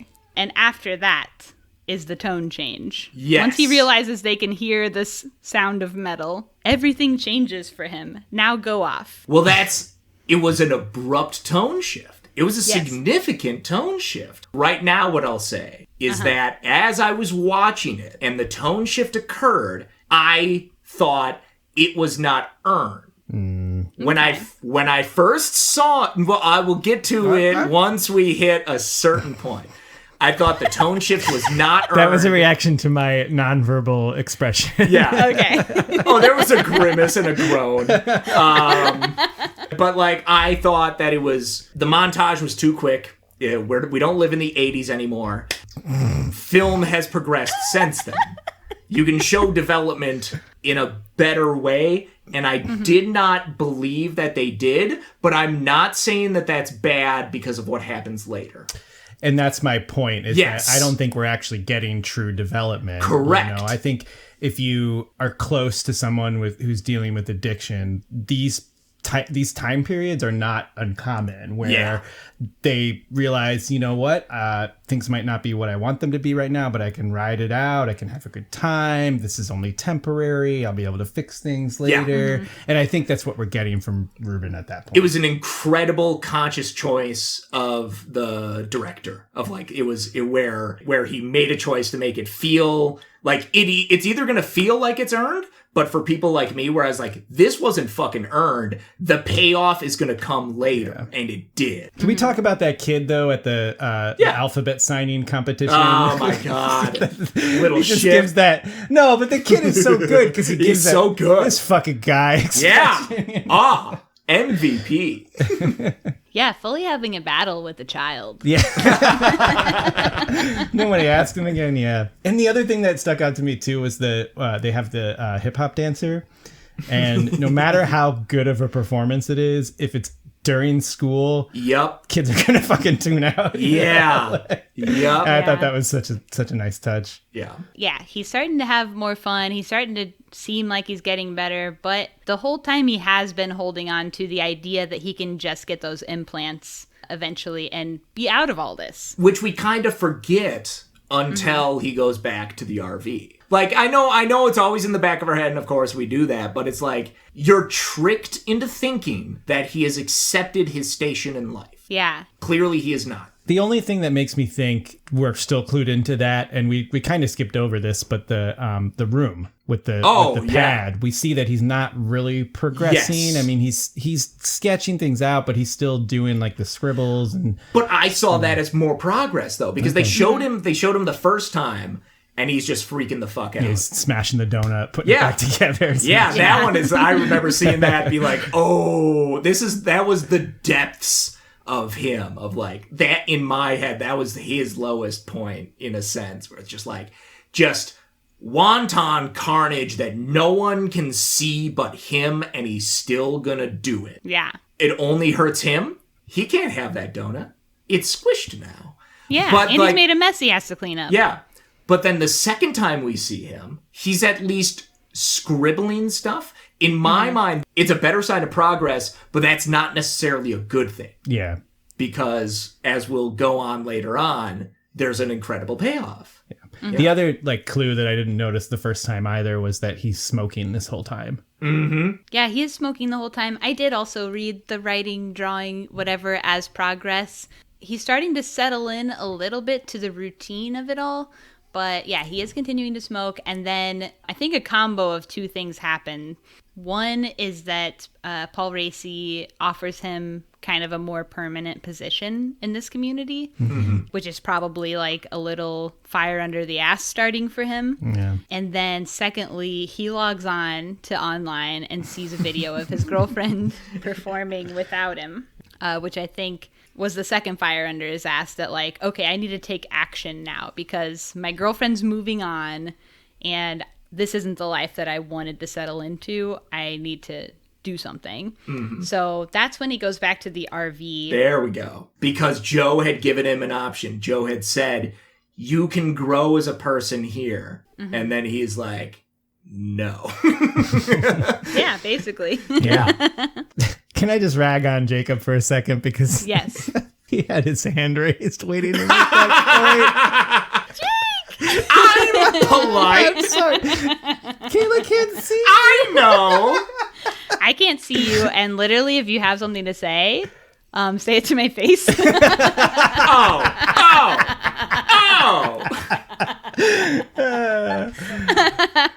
No, but like totally interrupt me. I'm fine. That's also just how I do hand gestures, even though we can't see. Totally ragging. Are you signing? Well, no. My natural state is like a T-Rex, or like my arms are clenched inside and they're propped up a little bit. Tiny arms. Oh, you know what? Me too. Yeah. It's a defense mechanism. Yeah. I'm ready to punch, if needed. Yeah, he breaks in the RV. He only does rock and roll for like a second and then decides to sell everything. Sells all the stuff from inside the RV and then sells the actual RV. Mm-hmm. And makes a secret appointment with an audiologist so that he can work on getting that implant. I also wondered how long he's here because that little bleached hair is really holding up, and there's no real like signifier of the passage of time, but it feels like a long time. Yeah, I mean, he gets pretty fluid, so I would imagine that, it's a while, but his hair doesn't grow. That's one of the more unbelievable aspects. Yeah, this is your version of like the conversation at the start of the movie of like, oh, you gotta use toothpicks instead of walls. So he does go get the surgery and finds out he has to come back in 4 weeks for activation. I will say that my first watch, I thought that the surgery was going to go wrong or something. Like not wrong in the way that like his expectations were. Yeah. But that's just, I think it's just a little bit of conditioning, and also like that's where my hearing loss comes from. Yeah. It was a mistake in a surgery, so I was just like thinking this whole time like, oh god, it's just gonna, I knew it was gonna be a Greek tragedy where it's like, I got what I wanted and now and what? It's still wrong. Yeah. He comes back from the surgery and sits down with old Paul Raci, and here it is. Yeah. Here is the scene. Tell him what happens. Joe doesn't confront him, sits down, and he's like, I got the surgery. I was like, I'm going to be able to hear. I did the deed. Yeah. It clicks in Joe's head, and it clicks in my head where he says, I've seen this behavior before. This is the behavior of an addict, and I'm afraid that you're doing this. And that's where then I say how before the emotional payoff of that montage was unwarranted, and it's for a good reason, is because it was unearned, truly, from Riz, because his character was just similar to doing the routine at the breakfast at the start. He's just trying to paper over his problems, and that was manifest with the surgery that he thinks is going to be the answer to his problems. And Joe, it breaks his heart that he has to cast him out because He has more than one person to look after. He has an entire community, and he cannot sacrifice all of the progress that all of the people in that community have made for the sake of a selfish man. Yeah. And also in that conversation, he also asks Paul for the money to buy back his RV, which is like whatever it was, $28,000 or some shit. Yeah. So it's a big chunk of money that he's asking for. Huge chunk of money. He's so naive. Like, he thinks that everything's going to just turn out fine. And that he was the one that figured it out. But it's the opposite, man. Yes. And he hasn't done the actual work because he's been relying on this, like, whatever, hopeful he didn't even have to pay for the fucking to live there. He's been relying on the generosity of the church. I'm not religious. Be like, doesn't matter. They'll pay anyway. Doesn't matter who you are. We'll give you this free ride. That was I did kind of appreciate that, though, because so many 12-step and recovery programs are so God-focused. Faith-based. Yes. So I kind of like that the movie just kind of was like, you know what, we're not going to go that route. Oh, yeah, but I think it's because then it opens up this door where it's like, frankly, Riz is ungrateful for all of the work that was done for him. The church were basically like, Riz rejected that. He's like, we're not religious, but they still wanted to help him. That makes his rejection of all of this help sting a little bit more. Because if someone, he wanted this help, or if he wanted this organization to help him, that would feel different than opposed to someone who's just like, we want to help you because we want to help you. Obviously, the church has its own agendas. Yeah. We're all familiar with the church. But for the sake of a movie that is going to gloss over the fact that the cochlear implant doesn't achieve what you really want, we're also going to gloss over that fact for a second. I think it does a way to show Riz as I keep saying the actor's name. No, I always do. Yeah, I know. Punishing it, poor He's got such a cute nickname, though, Ruby. Yeah. Oh, yeah. Ruby. Yeah, Ruby is an ungrateful man who thought he figured it out. Yeah. For me, it wasn't about the gratitude for him in that moment. It was more of a, I've seen this in other people with addiction before. I recognize the signs, and just more of that, like, I don't want to do the harm to the community. Yeah. I'm not sure that Joe was hurt so much by the lack of gratitude as much as of course not. You mentioned, like, it's not earned. Well, it's maybe not earned on Ruben's side, but we do get evidence of all the other people caring for him a lot. Yes. And I think that's where, that's coming back here. Well, so. I'm saying it hurts Joe more than anyone. Oh, absolutely. Yeah. And Paul Raci is just incredible in this scene. I mean, the way his whimper at the end is just heartbreaking. The heartbreak just on his face alone, like, without even saying anything. You see his whole face, like, he gets new wrinkles in this scene, I'm pretty sure. Like, Ruben hasn't even figured out that he's going to hit his lowest point. He has not even hit it. Right. Because he thinks he's going to come out on top. He's so confident. I would say cocky instead of confident. Totally. Yeah. And then soon after that is when he does go to get the implants activated. I kind of also was like, he was kicked out of the house on that day. Yes. And we know there are 4 weeks in between here and there. I don't know exactly what he did for those 4 weeks. Yeah, we just get a shot of him in a motel. Yeah, I don't think that's as But he has no important. money. Right. Yeah. Just interesting. But he gets implants activated, and we hear what he hears again in this scene. And, the sound is mechanical. It's fuzzy. It's not like what he remembers sound being. And that is the instant when he has to really sit with that his hearing is not going to become like how it was. There's really no going back when he thought that there was. So that was pretty tough for him. I think from here on, now we have the opposite of what the beginning of the movie was, or the 30% of the way into the movie when he joined the ranch. Because now he's trying to rejoin the hearing world.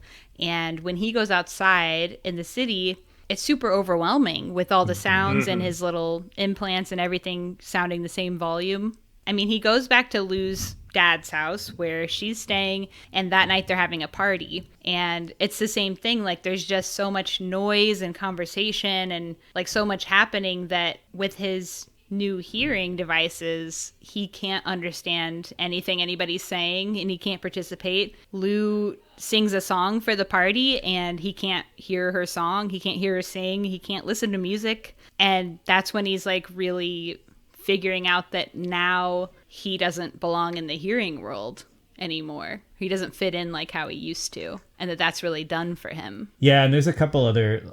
First of all, that Richard character, he was so interesting to me. Like, get so little of him, but like what we do get is just like this, like, he's so self-assured about everything. Is Richard the dad? I thought it was a step situation. But I read it as a dad, and that they were I read separated. it as real dad. Okay. Real dad separated. Okay, yeah, I wasn't sure because Lou only calls him Richard.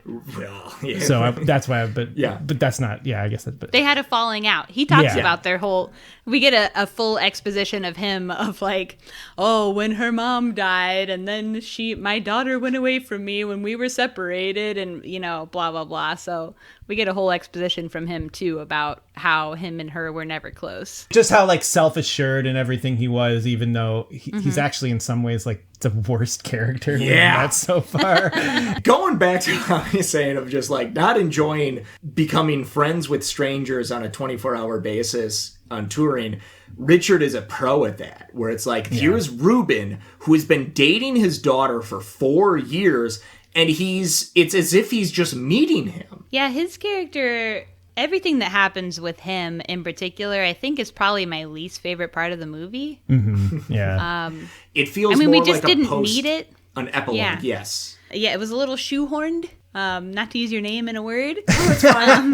You're allowed. I guess I could make a case for giving Lou a little more backstory and kind of fleshing out a little bit more about why she. But yeah, even then, I don't know if it was necessary. Even then, I mean, we literally got, like I said, him just sitting down and being like, when Lou was a baby and her and me and my wife split up. I guess I was referring more to the context of, right. We didn't know that Lou, except for Ruben's little line to Joe about her dad having money, we didn't really know that she came from this like musician family. Yes, and this should be what the focus, like, this is how people should understand the movie. The reason for that last act, because frankly it was a series of scenes, it was a final act of the movie. The reason for it was to show Ruben's trying to re-enter the hearing world, and he's realizing that he cannot. And I think it adds a little bit more weight than if, like, we could have ended the movie where it's like he's at the doctor's office, the cochlear implants, like the hearing's kind of fucked up, and then he goes outside and he takes off the cochlear implants and he actually sits in stillness. That could have ended like that. But music is important to Ruben, and people are important to Ruben, even though it doesn't seem like it. He was trying to paper over his problems by building that community, like being in a community with the hearing impaired. Also with Lou, the conversations from the start of like talking to people. And we saw he can no longer talk to people in this party because when there's so much noise, he cannot hear it. Hearing how he hears that piano and vocal duet at the end was incredibly heartbreaking. Because he will never be able to perform music again, and he will never be able to enjoy listening to music. It's really interesting. I think there's actually there's a lot going on, even though this scene did kind of feel tacked muddy. on It's muddy. Yeah, I was gonna say because we get a few really interesting details. Number one, like Lou tells him, like, even though we kind of see the song as really beautiful, she's like, no, that's my dad's song. I don't give it. This is not my song. I don't want to sing it anyway. Which I think you could take as like that's more proof of what Ruben's lost, because now she's taking it for granted. Right, but is she really taking it for granted though? If it's really like this, she feels kind of oppressed by the way that her dad is making her, he sprung it on her in this party. I don't know that it's really all that ungrateful or whatever. But then the other piece is that when Ruben first sees Lou, he comments on she's not doing the scratching anymore. But then as they spend a little more time together, she starts doing it again. And I wonder if part of his acceptance was him finally realizing our relationship is toxic. It's not good for me to be around. And if I can't be connected to Lou because it's harmful to her, then I need to figure out some other kind of peace, because that was a deeper analysis than I saw. It was great. Like every piece that he was holding on to, thinking that he was going to come out on the other side of his deafness and waiting for him, is like slowly melting away. The music is gone. Lou is going to be gone. Like everything that he thought was going to be on that other side, it's not there. So now he just kind of, the end of the movie is him kind of having to figure out that he needs to start from scratch. And when all those like placeholders, those spot fillers are like gone from his whatever spirit, or I don't know, his heart. Then when he sits outside on that bench and he does take the implants off, that is the first time where he does get that stillness, where he does see that like whatever, like peace of God or whatever Paul Raci's character calls it, you know, in that still moment where he takes a breath and just sits with himself for the first time, not having those other things taking up that space. Yeah, it's really interesting too, because like he could have had that in that 4 weeks, you know. He could have had that very easily, you know, but he still had that last. Yeah, he had hope, right. And that was the problem, because he had not hit his lowest. Well, I think the ending is beautiful and it's perfect, because he was. Yeah. Right before that scene, he is at his absolute lowest, and that is his march upward. Yeah. Is that 5 seconds before the ending of the movie? He achieves stillness. I'm ready to rebuild. Yeah, it's, you know, and I get that, and part of me is a little bit rejects that a little bit, because not from like the film. I get what they're doing, but it is it's kind of a myth about addiction generally, that people do need to hit a rock bottom to be able to recover. You know, I think what a lot of people see as a rock bottom is just a consequence sometimes. It's not, you know, we're putting meaning on something that doesn't necessarily have meaning in the grand context. It's just that was the reason, or that was the he just had crutches. Yeah. He was using these people as crutches, or these things, people, whatever, as crutches and as ways to avoid dealing with what was really going on with him or examining himself. And then, and that moment, those crutches are pulled away. Like, I don't think you would call that necessarily a rock bottom. It's just like having the things you were leaning on taken away and having to figure out how to deal with that for the first time. There's nothing else to lean on. Right. His inability to control himself leads to the addiction, leads to hearing loss. And so I know, like, that the clarity or whatever, it's like that doesn't correspond with addiction, of like, that's kind of like a paper over this sort of thing. But I think that the way that the final act was handled corresponds with controlling things in life and understanding that he can no longer control these things. He can no longer, I'll say it, he can no longer control Lou, because I will not be with Lou.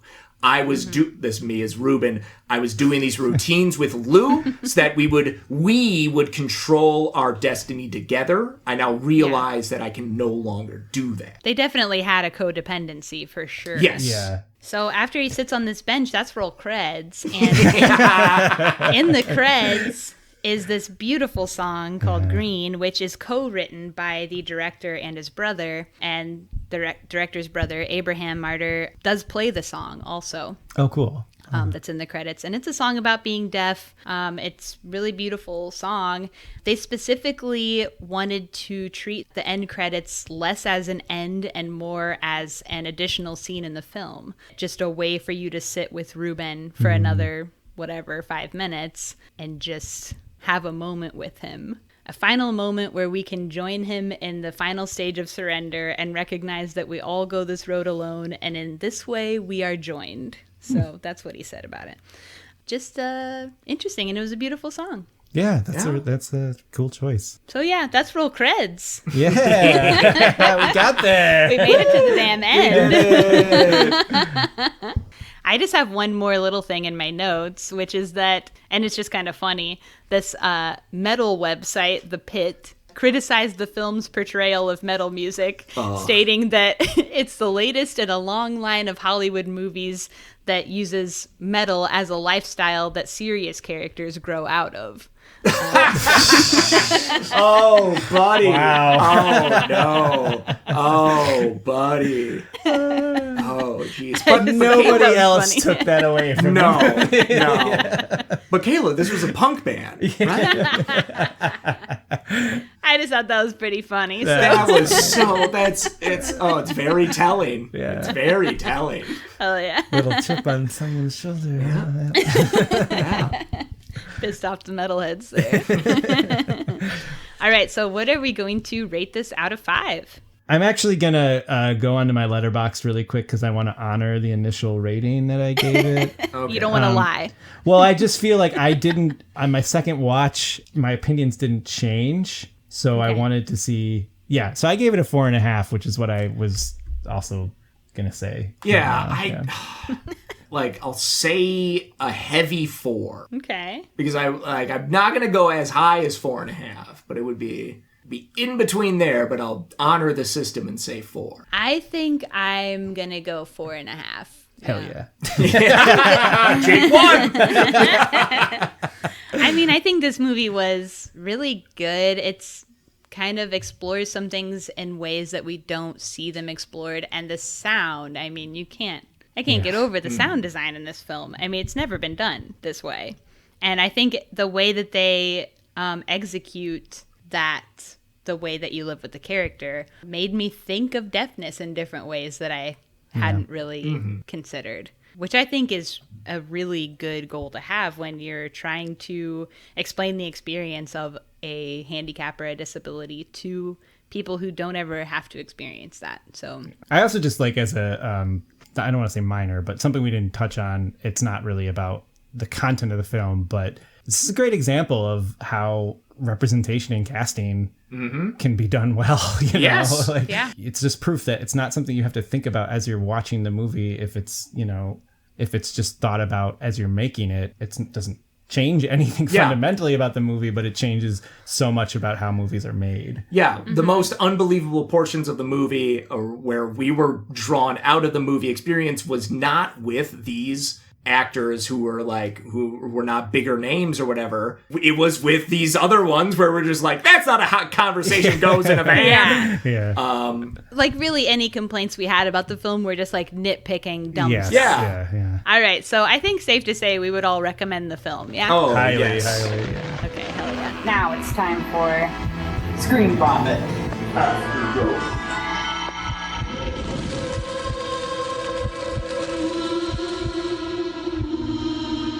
In this part of the pod, we just go off about whatever else we've been watching, movies, shows, whatever. So what you boys been watching? Ducktales.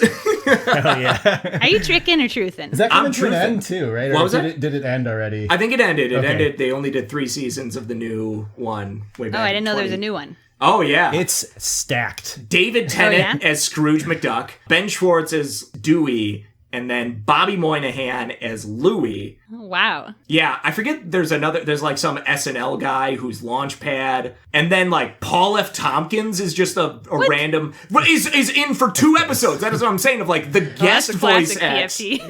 Yeah.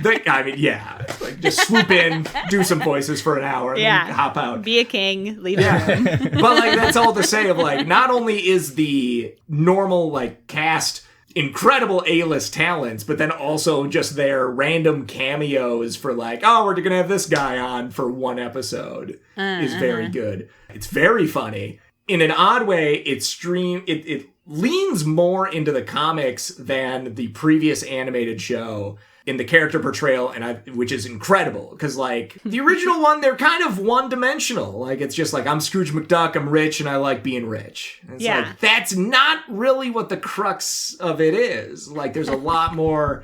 It's great. It's much more adventure-filled than just pursuit of money-filled. It's a delight. Hell yeah. What else? Well, I mean, Jake and I are watching Loki, but I haven't watched today's Loki, so we're not going to talk about it. Okay. No Loki spoilers. I don't want to be acted online. Couple of big Marvel stands over here. Oh, yeah. Huge. I'm going to see Black Widow next weekend. Ooh, nice. Florence Pugh. I mean, Midsommar is like one of my favorite movies. And she's great in Fighting with My Family, too, which like overall as a movie was just pretty good, but she was I thought Fighting with My Family was like, eh. Yeah, exactly. But she was really good in it, yeah. She seems cool. I follow her on Instagram. Oh, cool. She seems like she has a lot of fun all the time. Nice. Someone on Instagram seems like they're having fun all of the time? Well, okay, when you put it like that. Oh, no. She's like 25, married to like a 55-year-old Zach Braff. Oh, I didn't know. Oh. Whoa. I will say Zach Braff has been doing some fantastic directing lately. What has he been directing? So one of my ScreenVomit After Dark picks is Mythic Quest on, unfortunately, Apple TV+. Wait, is that, oh, yeah. Okay, I was about to ask if it was on that. That's with the guys from It's Always Sunny who did that? So, it's created by Charlie Day and Rob McElhenney, but Rob is the only one from Always Sunny who's actually in the cast. Okay. But it's 2 seasons right now.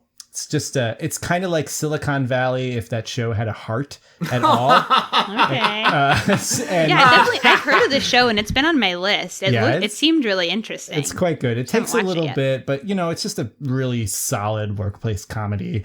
Along with Ted Lasso, which was very, very similar. But Callie and I got our AMC subscription renewed, so we have been mine too. dipping our toes back into the water. And the one film that really surprised me recently was Dream Horse.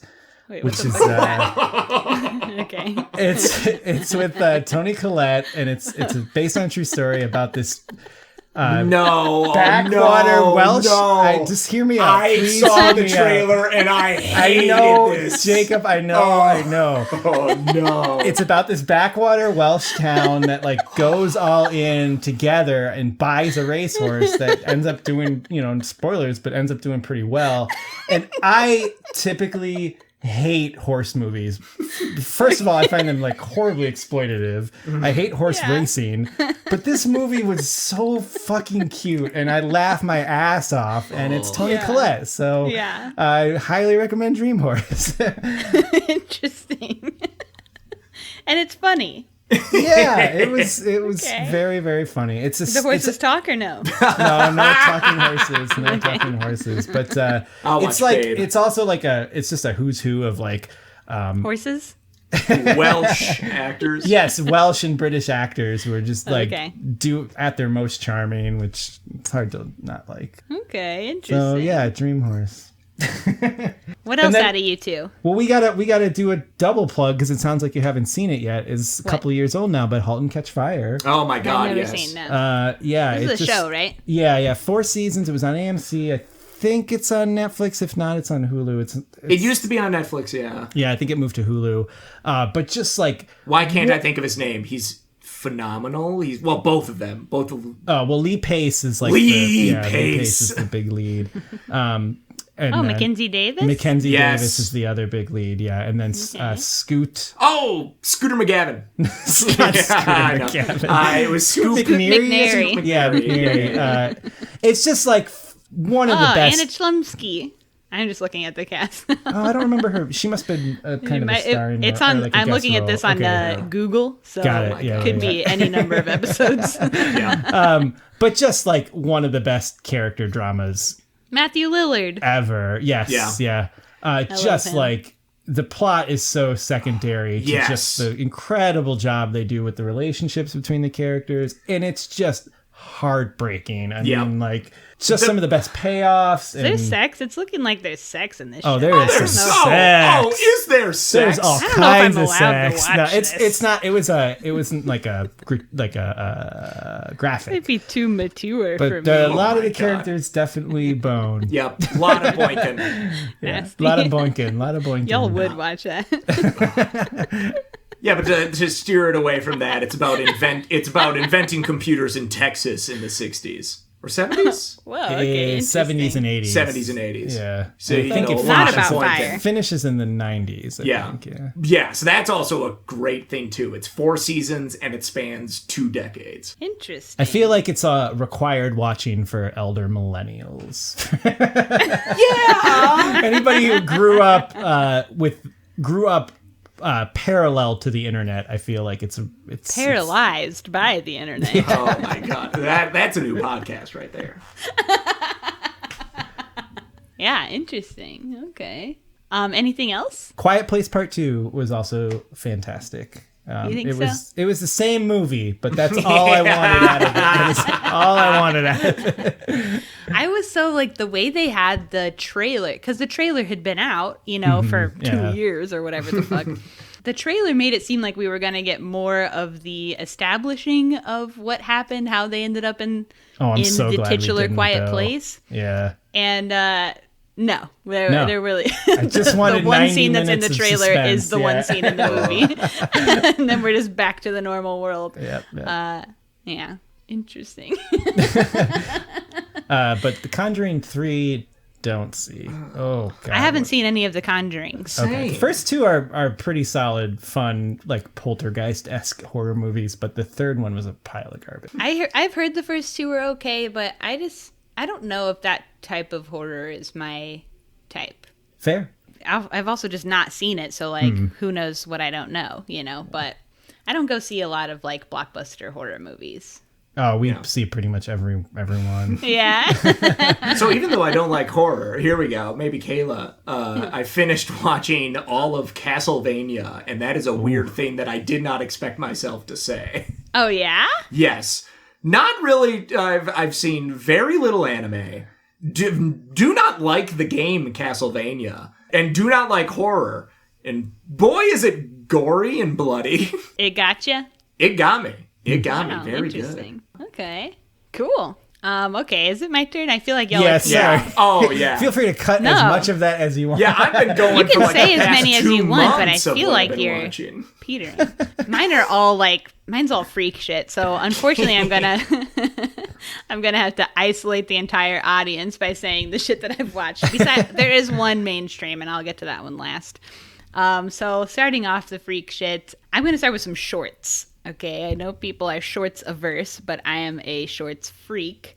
Recently bought tickets to the Chattanooga Film Fest, virtual film fest, and watched a million shorts, but there were 2 standouts. One is a short called Stuck by David Michelson. I had previously watched another short of his called Stay that was really good, so I bought the ticket to the fest to see Stuck. Hell yeah. So I just really wanted to see that short. And didn't disappoint. It was incredible. Really, really good short. I don't think it's like up anywhere for anybody else to watch, but add it to your watch list and watch it when it does come out, which I think will be later this year. Or if you catch it at another fest or whatever, if you're a freak who... Anyway, yeah, that one was really good. There was another one called Flick that was really good. That's about a guy who gets... he's picking his nose and he has a booger that won't flick away. And it is a horror short. So Sounds like it, yeah. actually, they're both horror shorts. Stuck, I don't want to spoil Stuck, so I won't tell you what it's about, but it's just really fucking good. And David Michelson's a really fucking good director. He's cool. Hell yeah. Okay, third short. I watched this short called Men Don't Whisper, which is written by Charles Rogers and Jordan Firstman. Directed by Jordan Firstman. Charles Rogers, you may know, he's one of the co-creators of Search Party. Mm-hmm. Jordan Firstman is comedian, actor, director. I don't know, he's cool too. It's a queer short. It's pretty funny. It's pretty good. It's called Men Don't Whisper. And that one you can find online, I know. Sweet. For sure. I watched it on Vimeo. Okay, next I watched this movie, O Fantasma, which is directed by João Pedro Rodriguez, who directed The Ornithologist that we covered on Pod. But I love the movie The Ornithologist, and O Fantasma was his first movie.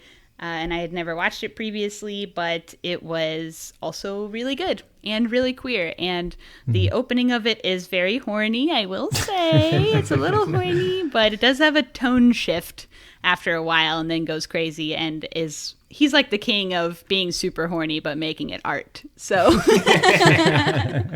it becomes insane when a man has to go on the lam in a gimp suit. So yeah, so anyway, Oh Fantasma, that was really good. Okay, last one. This will get me back. Fast 9 I watched. Whoa. Okay. Fast and the Furious 9. It was incredible. It was really good.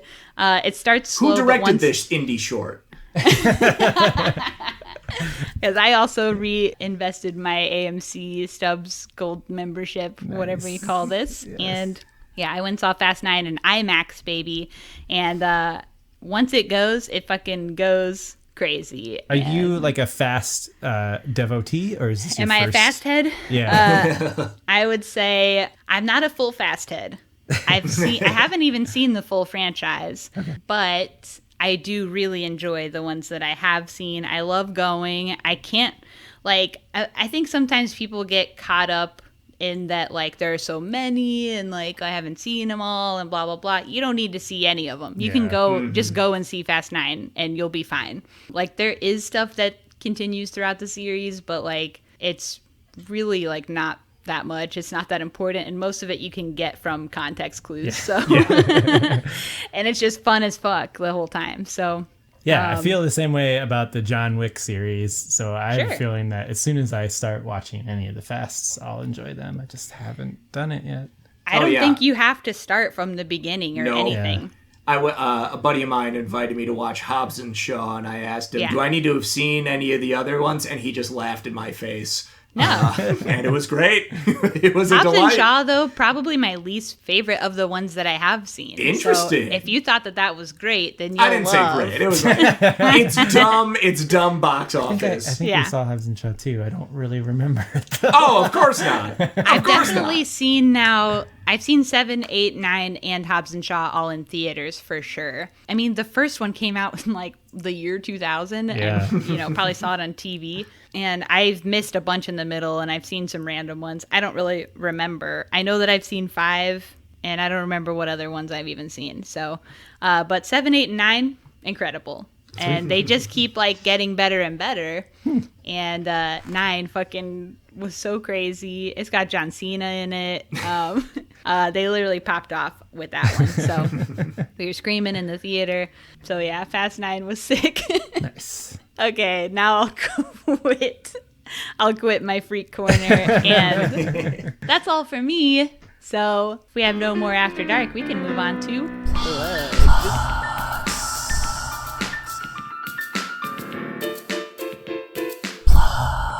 What do y'all have to plug? Tell people where they can find y'all, your musics, etc. Are we going to coordinate this since we have to say it in tandem? It's both. You should have written a script. Right.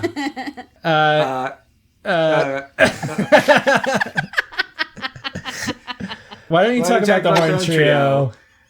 I'll talk about the solutions. You know what? That's the best you're going to get. So let's just leave it at that. Yeah, That was pretty good. that's about it. Horn Trio's recording. I don't know. You can find us on Spotify and Bandcamp like every other band. You know what? I do want to plug, a serious plug, Worry Records. Ooh, yeah. Who has been extremely kind to us. It's run by Joram and Jocelyn, our very good friends. Joram is part of the Solutions. And they have just been such a great, upstart tape label, mostly here in Chicago. They put out my other band, Pocketed. They put out Horn Trio. They put out every novelty solution stuff of reprints of previous recordings that had not been issued in a while. Yeah, they just do their absolute delight. Hell yeah. Yeah, so that's the plug. And Devon Kay, are y'all playing Fest or something? Don't you We're have doing, gigs? Riot Fest and then Fest. Yes. We're dropping the Riot. Yeah, and straight-laced. Hell yeah. So check the boys out around town if you're around the parts. And that's all for y'all? Yeah. I don't know. It's too early to do theater stuff. I'm not in weird theater groups anymore. Will you be? Who knows? Interesting. Yeah, Jacob's done some fantastic productions. Mr. Horn's Neighborhood. TBT. So that's all for their plugs. For my plugs, you can find the show on Instagram at ScreenVomit. One word on that and everywhere else. Subscribe if you haven't already. Leave us a rating and review, please. You can send me an email at screenvomitpod@gmail.com with your thoughts on this movie or other movies, or suggest a movie. I don't know what we're doing next week, but you can find out on Instagram because I'll post it there. So thanks everybody for listening. Thanks to my damn guests for joining me. Thank you. Thanks for having us. Hell yeah. And I'll see everybody else next week. Bye-bye. Bye.